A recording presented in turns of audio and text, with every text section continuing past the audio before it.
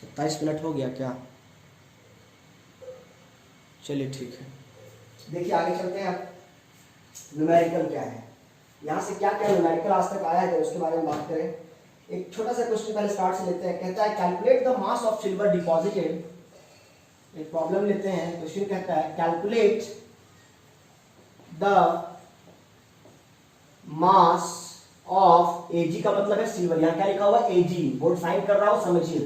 Calculate the mass of silver SILVR silver deposited. कोई भी metal कहां पे डिपॉजिट होता है, कैथोड पे कि एनोड पे? ऑफ कोर्स कैथोड पे। Calculate the mass of silver deposited at cathode. ये भी एक 1 मार्क्स क्वेश्चन है, बच्चे यही नहीं जानते हैं, यही क्वेश्चन में लिखा है और यही आप एक सॉल्यूशन भी है। Calculate the mass of silver deposited at cathode when a current of 2 ampere when a current of 2 ampere। जब भी कभी अगर आपको करंट दिया हुआ हो तो करंट के टर्म्स में बात नहीं करना है, हमेशा उसको चार्ज में कन्वर्ट कर लीजिएगा, Q is equal to IT लगा करके, ठीक है। करंट दिया रहेगा तो उसको Q में कन्वर्ट कर लीजिएगा, ये I दिया हुआ है तो Q में कन्वर्ट कीजिएगा, नहीं तो क्वेश्चन नहीं बनेगा। when a current of 2 ampere was produced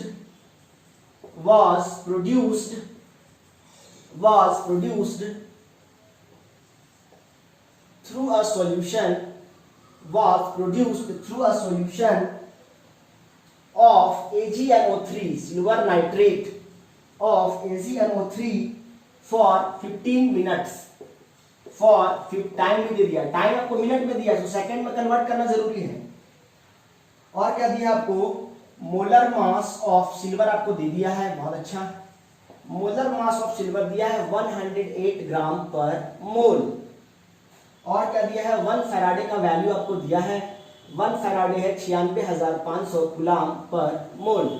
आपको पता है 1 फैराडे क्या होता है, एक इलेक्ट्रॉन का चार्ज कितना होता है, 1.6 × 10⁻⁻19 कूलम होता है। एक इलेक्ट्रॉन का चार्ज कितना होता है, 1.6 × 10⁻⁻19 कूलम। तो 1 मोल ऑफ इलेक्ट्रॉन का चार्ज कितना हो जाएगा, 1 मोल इलेक्ट्रॉन का चार्ज कितना हो जाएगा, तो एक इलेक्ट्रॉन 6.022 × 10⁻23 इलेक्ट्रॉन, और हर इलेक्ट्रॉन पे चार्ज कितना 1.6 × 10⁻19। इसको जब आप सॉल्व करेंगे तो यहाँ से वैल्यू निकल के आएगा 96,483 कूलम। इसी को हम लोग nearly equal to 96,500 coulomb per मोल कह देते हैं।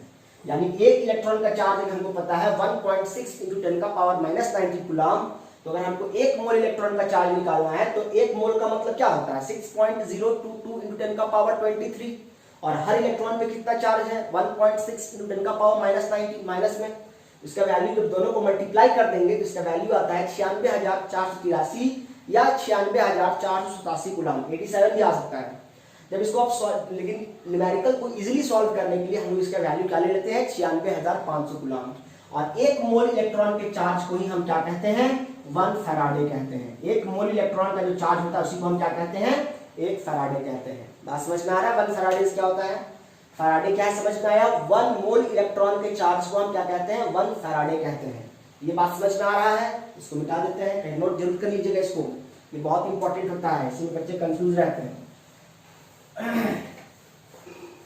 Charge of 1 mole of electron is called 1 Faraday, ठीक है।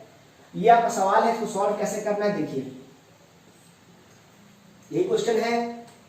अगर हम बात करें और कुछ क्वेश्चन डाटा दे दे चेंजेस करें तो क्या चेंजेस कर सकता है, इसको अगर और टफ बनाया जाए तो कैसे टफ करेगा, एक बार पहले समझते हैं। सबसे पहले तो हमको कन्वर्जन स्टार्ट करना है। Calculate the mass of silver, वहां तक कोई दिक्कत नहीं है। When a current of 2 ampere, कितना क्या क्या दिया है देखो, 2 एम्पियर करंट दिया है और टाइम का वैल्यू दिया है 15 मिनट। कितना दिया है, 15 मिनट को पहले सेकंड में कन्वर्ट कीजिए, तो 15 × 60 कर देंगे। अगर कोई चीज मिनट में दिया है तो 60 से गुना करेंगे तो सेकंड में कन्वर्ट हो जाएगा, तो 15 छक्का 90 हो जाएगा और एक और जीरो लग जाएगा, 900 सेकंड हो जाएगा। यानी 15 मिनट का मतलब हुआ 900 सेकंड, और 900 सेकंड तक कितना सप्लाई किया जा रहा है, 2 एम्पियर करंट। तो यहां से हम पहले Q निकालेंगे, तो Q इज इक्वल टू होता है I × T। तो I कितना है 2 और टाइम कितना है 900, यानी कितना होगा 1800 कूलम। यानी कहने का मतलब 2 एम्पियर करंट अगर 15 मिनट तक सप्लाई किया, इसका मतलब कितना चार्ज सप्लाई किया, 1800 कूलम चार्ज सप्लाई हुआ। अब हम जानते हैं हमारे पास फॉर्मूला होता है M = ZQ होता है, एक हमारा फॉर्मूला है M = ZQ है। ये वाला फॉर्मूला इधर लगाने का नहीं है। आप सोचोगे ये वाला फॉर्मूला कहीं लगा रहे हैं, तो क्यू पता है क्योंकि आपको जेड नहीं ना पता है। चलो ठीक है, आपको मास निकालने बोला था तो आप एम लगा दिए। जेड आपको पता नहीं है, आप क्यू तो चलो आप क्यू मिल गया, आपको एम निकालना है, तो जेड कहाँ से निकालेंगे, जेड कैसे निकालेंगे जब आपको तो जेड दिया नहीं है। तो ये वाला फॉर्मूला अगर आप लगाना चाहेंगे तो ये वाला फॉर्मूला नहीं लगेगा। एक स्टूडेंट है उन्होंने कमेंट किया था कि सर फॉर्मूला तो इसमें लगता ही नहीं है। यहाँ पर फॉर्मूला नहीं लगेगा क्योंकि आपको अभी जेड नहीं पता है। जेड इलेक्ट्रोकेमिकल इक्विवेलेंट कैसे निकालते हैं ये आपको भी पता नहीं है, वो हम बताएंगे अभी। लेकिन ये फॉर्मूला, ये क्वेश्चन कैसे बनेगा, आप देखिए यहाँ क्वेश्चन कैसे बनेगा, ध्यान समझिएगा। अब मान लीजिए Ag प्लस है, क्या AgNO3 है ना, एक बात समझिए पहले, आपके पास क्या AgNO3 है, ये AgNO3 जब टूटेगा तो क्या बनेगा, Ag प्लस और NO3 माइनस में डिसोसिएट होगा।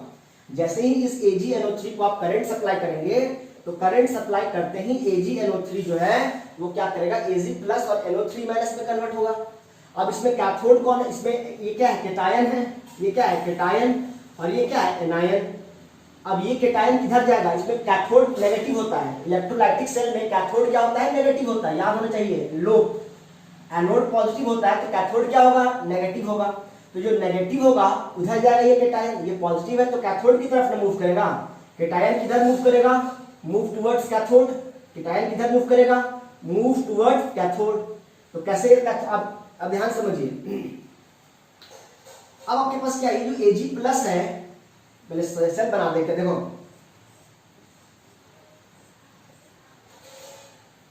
ध्यान समझना, ठीक है। इधर से क्या निकल के आ रहा है, इलेक्ट्रॉन, इलेक्ट्रॉन निकल के आ रहा है।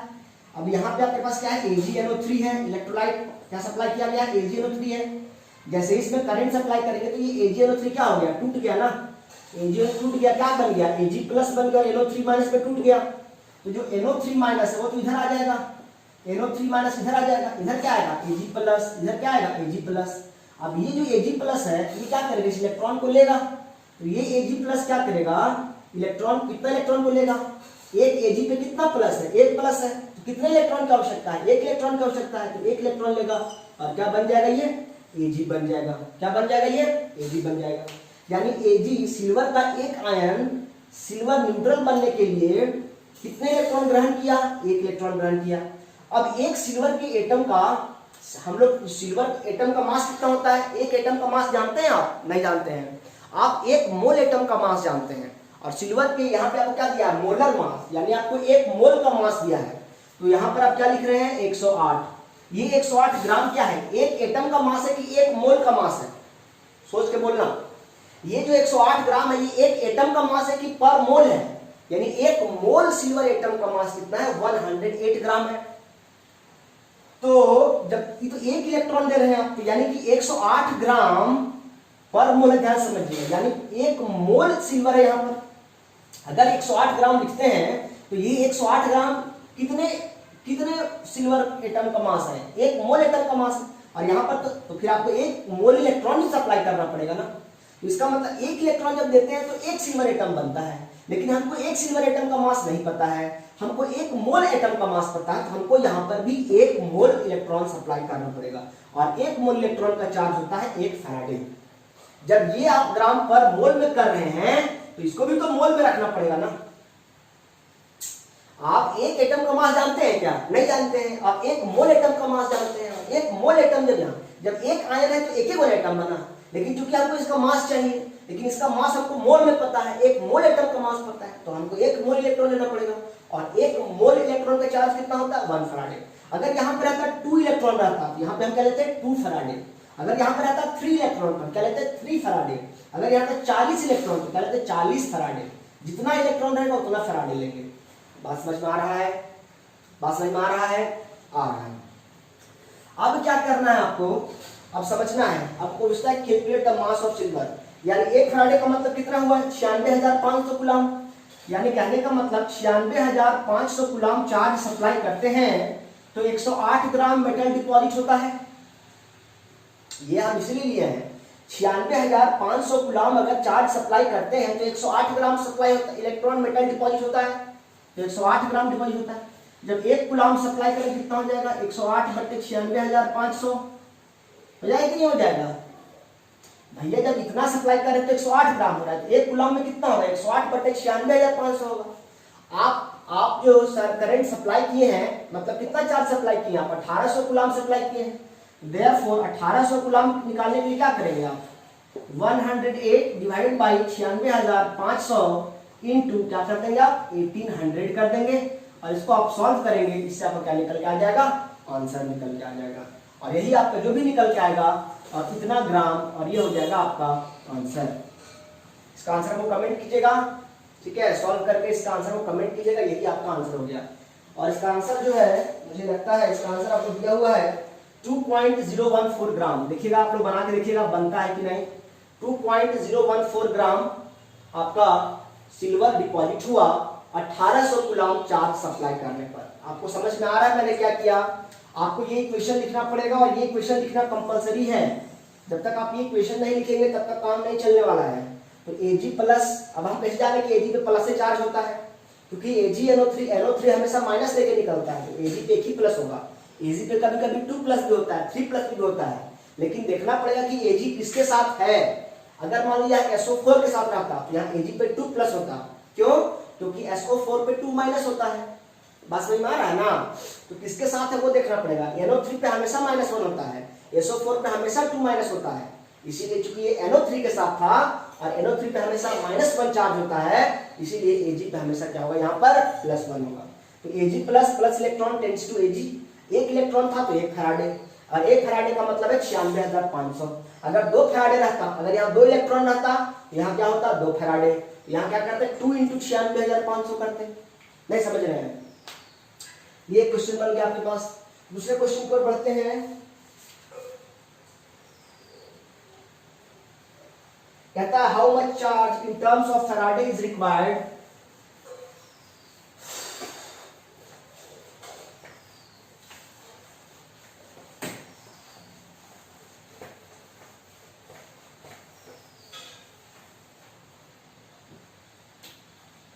दूसरा क्वेश्चन है how much charge in terms of Faraday ये क्वेश्चन एक दोबारा अभ्यास करने से इस तरह क्वेश्चन बनेंगे। सोचेंगे डायरेक्ट हम बनाने लगे तो पॉसिबल नहीं है। How much charge in terms of Faraday is required for the reduction of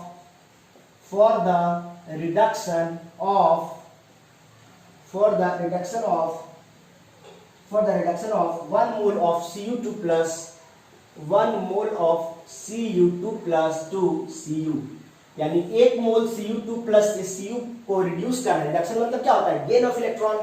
Cu2 plus Cu कैसे बना होगा, जब इलेक्ट्रॉन गेन किया होगा तब ना।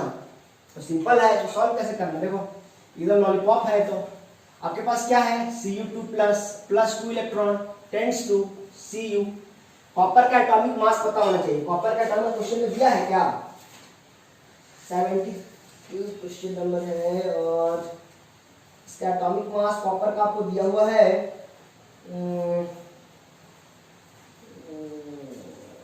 कॉपर का एटॉमिक 29 होता है, उसको आप 2 से मल्टीप्लाई कर देंगे। वैसे यहाँ पर आपको नहीं दिया है, इसका मतलब ये है कि आपको यहाँ कॉपर का एटॉमिक मास का जरूरत नहीं है। सिंपल समझना क्या था, how much charge in terms of Faraday is required. Okay, how much charge in terms of Faraday is required, हमको नहीं पता। मान लीजिए कॉपर का एटॉमिक मास हमको नहीं पता, ग्राम पर मोल मान लीजिए, x ग्राम पर मोल मान लीजिए। आपको क्वेश्चन में बोला क्या है कि कितना चार्ज सप्लाई करना पड़ेगा, तो कितना, अभी यहाँ पे एक कॉपर आयन को सेटिस्फाई करने के लिए कितना इलेक्ट्रॉन देना पड़ रहा है, 2, यानी 1 मोल कॉपर को डिपॉजिट करने के लिए जब एक कॉपर के एक एटम को डिपॉजिट करना है तो कितना इलेक्ट्रॉन दे रहे हैं, 2 इलेक्ट्रॉन। तो 1 मोल कॉपर के एटम को सप्लाई करने के लिए कितना देना पड़ेगा, 2 फैराडे देना पड़ेगा। क्या देना पड़ेगा, चार्ज। नहीं समझे, तो क्या कहता है how much charge in terms of Faraday, तो आंसर क्या हो गया, 2 फैराडे। और ये क्या हो गया आपका आंसर हो गया। 2 इलेक्ट्रॉन था एक एटम के लिए, तो 1 मोल के लिए कितना हो जाएगा, 2 फैराडे हो जाएगा। अगर यहाँ 3 इलेक्ट्रॉन रहता तो 3 फैराडे आंसर होता। हो गया क्वेश्चन सॉल्व। उसके बाद क्वेश्चन क्या आपके पास, एक और क्वेश्चन है, how much electricity in terms of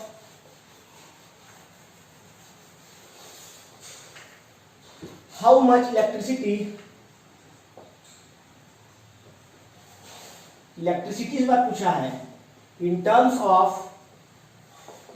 of Faraday बोला हुआ, फिर तो लॉन्ग निकालना पड़ेगा। In terms of Faraday, okay Faraday निकालना पड़ेगा। In terms of Faraday is required to produce is required to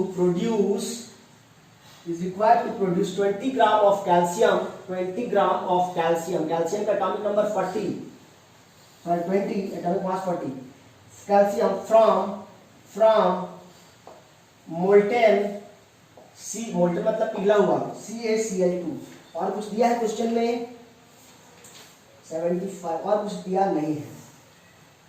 चलिए, how much electricity in terms of Faraday is required, कुछ नहीं करना है। सबसे पहले क्या करना है, CaCl2 आपके पास है, तो क्या करना है, CaCl2 जो आपके पास है, how much electricity in terms of Faraday is required. मान इसको करंट देंगे तो करंट देने से क्या हो जाएगा, ये Ca2 प्लस बनेगा, प्लस क्या बनेगा 2Cl माइनस बनेगा। CaCl टूटेगा तो क्या बनेगा Ca2 प्लस और 2Cl माइनस। अब ये क्या बन गया आपके पास, ये हो गया केटायन और ये क्या हो गया एनायन। अब केटायन किधर जाता है, कैथोड की तरफ।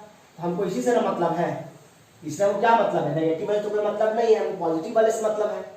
इसका मतलब क्या होगा, हमको रिडक्शन दिखाना है। अब क्या करना है, रिडक्शन एट कैथोड। रिडक्शन कहाँ पे होता है, कैथोड पे होता है। तो रिडक्शन एट कैथोड दिखाएंगे तो क्या दिखाएंगे, Ca2 plus 2 electron tends to Cu, ठीक है। अब कॉपर का एटॉमिक मास कितना होता है, 40 ग्राम पर मोल होता है। अब यहाँ पर ध्यान देने वाली बात है, यहाँ पर मोल लिए हैं आप, 40 ग्राम क्या लिए हैं, एक मोल कॉपर एटम का मास लिए हैं। तो यहाँ पर तो एक एटम के लिए आप दे रहे हैं, आपको भी एक मोल एटम के लिए देना पड़ेगा। यहाँ पे क्या करना पड़ेगा, 2 फैराडे करना पड़ेगा, ठीक है। यानी कहता है कि 40 ग्राम मेटल डिपॉजिट करने के लिए 2 × 96,500 कूलम आपको एनर्जी देना पड़ा, चार्ज देना पड़ा। 2 फैराडे का मतलब क्या हुआ, अरे भैया 1 फैराडे का मतलब होता है 96,500, नहीं समझे। 40 ग्राम मेटल कब डिपॉजिट हुआ, जब आप 2 फैराडे सप्लाई किए। तो 1 ग्राम के लिए कैसे निकालेंगे, 2/40 कर देंगे, इतना फैराडे हो जाएगा। तो कितना ग्राम का निकालना है आपको, 20 ग्राम के लिए निकालना है। 20 ग्राम के लिए क्या हो जाएगा, 2/40 × 20 हो जाएगा। तो 20 × 40, 2 × 2, यानी कितना हो जाएगा 1 फैराडे। आपको फैराडे के टर्म्स में आंसर आने बोला था, तो ये आंसर हो गया 1 फैराडे। क्या हो गया आपका आंसर, 1 फैराडे। और ये हो गया आपका आंसर, ये हो गया 1 फैराडे आपका आंसर। इस तरह से क्वेश्चन आपको पूछे जाएंगे और ये क्वेश्चन एग्जाम में कंफर्म है कि ऐसे क्वेश्चन एग्जाम में आते ही आते हैं। खासकर जैक के बच्चे विशेष ध्यान दें, यहाँ से न्यूमेरिकल रहेगा ही रहेगा। आपका न्यूमेरिकल एक ही दो टॉपिक से रहता है पूरे एग्जाम में, एक फैराडेज लॉ से और एक सॉल्यूशन चैप्टर से, हाँ वॉल्ट लॉ से। कहीं से रहे चाहे नहीं, यहाँ से न्यूमेरिकल रहना तय होता है, ठीक है, रटा रहता है, वैल्यू रहता है। तो यहाँ पे खत्म होता है आपका फैराडेज फर्स्ट लॉ। अब हम बात करते हैं फैराडेज सेकंड लॉ। किसकी बात करेंगे, फैराडेज सेकंड लॉ की बात करेंगे। तो फैराडेज सेकंड लॉ, चलो उसको 5 मिनट खत्म ही कर देते। नहीं, फैराडेज सेकंड लॉ जो है उसको हम लोग अगली क्लास में रखते हैं, आज ज़्यादा लंबा हो जाएगा वीडियो।